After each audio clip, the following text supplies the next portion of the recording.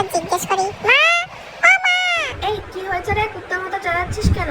ঘরে কিছু চটপটা আছে তো, নিমকি টিমকি টাইপের একটু না ওসব কিছু নেই, রুটি আছে, রুটি খা, জমিদারও দেখবি।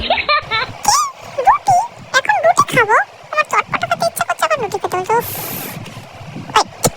রুটি দিয়ে আগের দিন একটা রেসিপি দেখেছিলাম না, ওই রেসিপিটাই আজকে ট্রাই করা যাক। Oh my god. চলো তোমাদেরকে রেসিপিটা দেখাই, চলো। হি, হি, হি। তার জন্য প্রথমেই যেটা করতে হবে সেটা হলো গ্যাস জ্বালিয়ে নিতে হবে। গ্যাস জ্বালাতে ভুললে হবে না। তারপরে দিয়ে নিয়েছি ফ্রাইং প্যান, তারপরে দিয়ে নিয়েছি ঘি। ঘিটাকে ভালো করে একটু নাড়িয়ে চাড়িয়ে নিয়ে তারপর দিয়ে দেবো রুটি।